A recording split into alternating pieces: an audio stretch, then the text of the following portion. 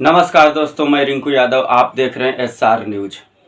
दोस्तों, प्रधानमंत्री के संसदीय क्षेत्र वाराणसी में एक लड़की की बलात्कार उसके बाद हत्या हो जाती है और ये घटना है 2 फरवरी की और आज है 14 फरवरी। लगभग एक हफ्ता तक इस घटना को छुपा कर रखा गया शासन और प्रशासन के द्वारा। उसके माँ बाप को अपनी बेटी का जो लाश है वो उसके पैतृक गांव, वो लड़की बिहार के सासाराम का रहने वाली थी और बनारस में रह करके एक भेलूपुर में गर्ल्स हॉस्टल है, वहीं पर वो नीट की जो है कि तैयारी कर रही थी। रात में वो अपने घर वालों से बात करती है। बात करने के बाद वो सोने चली जाती है और अगले दिन सुबह उसके घर वालों को खबर दी जाती है कि तुम्हारी बेटी फांसी लगा करके आत्महत्या कर ली। अब उसके बाद घर वाले जो है कि बनारस पहुंचते हैं। उनके पहुंचने से पहले ही उस लड़की के लाश को प्रशासन पोस्टमार्टम रूम में जो है कि भिजवा देता है। उसके परिजनों से उस डेड बॉडी जो लाश है उससे मिलने नहीं दिया जाता है।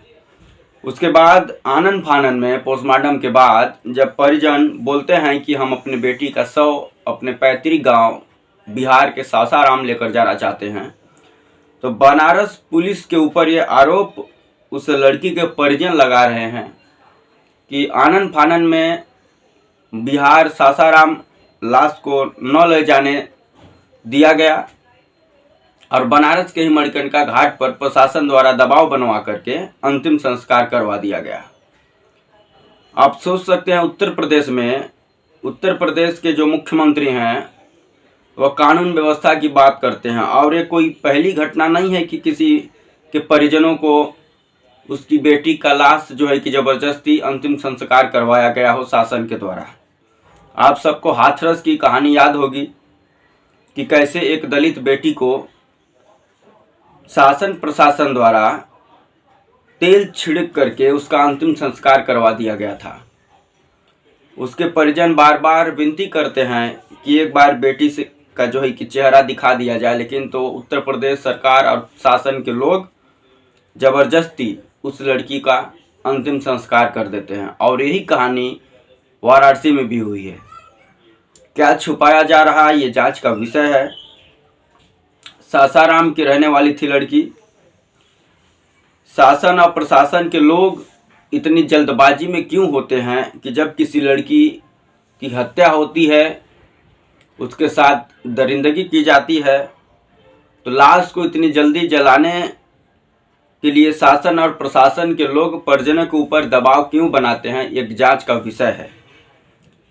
और उत्तर प्रदेश में ऐसी तमाम घटनाएं हुई हैं।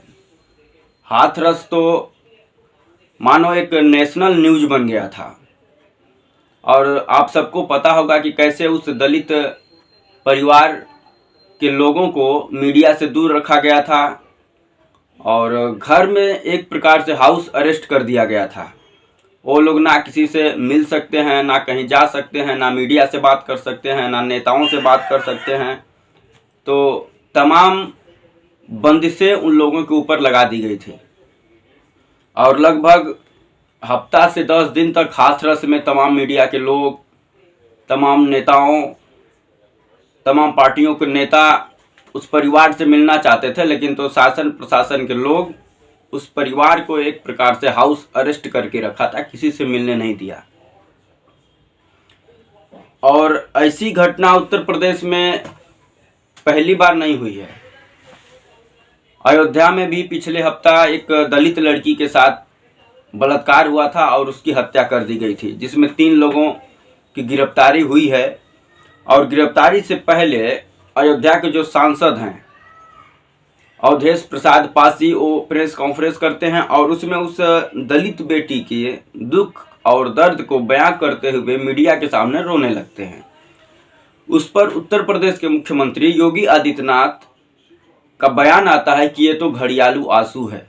आप सोच सकते हैं कि एक दलित लड़की की पहले बलात्कार होता है, उसके बाद उसकी हत्या कर दी जाती है और जब वहीं के सांसद उस परिवार से मिलते हैं मिलने के बाद सारी कहानी जानते हैं और उसके बाद प्रेस कॉन्फ्रेंस करते हैं ताकि वो मामला हाईलाइट में आए, परिवार को न्याय मिले, अपराधी जो है वो पकड़े जाएं। और वो दर्द को बयां करते करते वो मीडिया के सामने रोने लगते हैं और प्रदेश का जो मुख्यमंत्री है, जिसके हाथों में पूरे प्रदेश की कानून व्यवस्था है, वो आकर के मीडिया में ये बोले कि ये घड़ियालू आंसू है।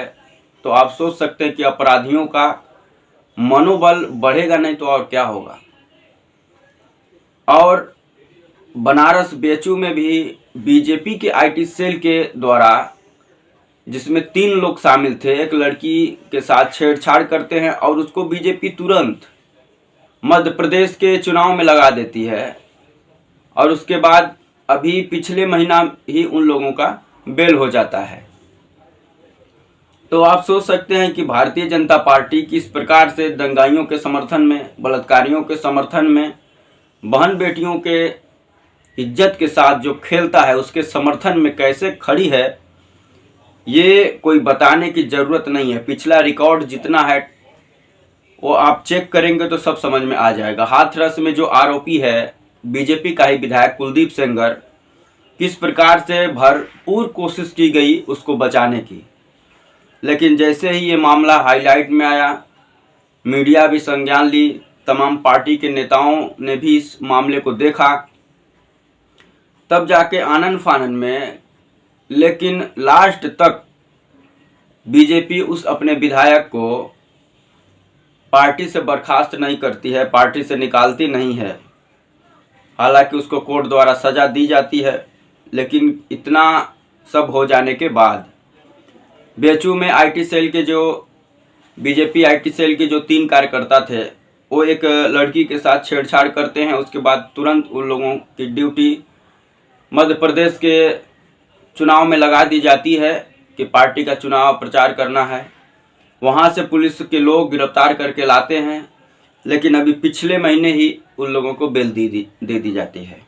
और अब ये मामला निकल कर आया है उसी बनारस से, और लोगों में आक्रोश है, लोग सड़कों पर उतर रहे हैं इस बेटी के न्याय के लिए। और माँ बाप का सवाल है प्रधानमंत्री नरेंद्र मोदी से कि बेटी को गर्भ में मार देना तो गुनाह है, लेकिन उसी बेटी को पैदा करके 17 साल, 18 साल, 20 साल उम्र में जब उसकी इस प्रकार से दरिंदगी की जाती है उसके साथ और उसकी हत्या कर दी जाती है, तो इसके दोषियों को सजा कब दी जाएगी? क्या शासन, प्रशासन, सरकार के लोग ऐसे ही खिलवाड़ करेंगे, बचाने की कोशिश, केस को दबाने की कोशिश करेंगे? ऊपर से प्रधानमंत्री नरेंद्र मोदी का नारा है बेटी बचाओ बेटी पढ़ाओ। तो क्या ऐसे ही बेटियां पढ़ेंगी कि कोई बेटी अपने घर से दूर जाएगी नीट की तैयारी करने और उसकी वहां पर हत्या हो जाएगी, उसके साथ बलात्कार किया जाएगा और शासन प्रशासन के लोग जल्दबाजी में उसको लाश को जो है कि अंतिम संस्कार करवा देंगे ताकि मामला दब जाए?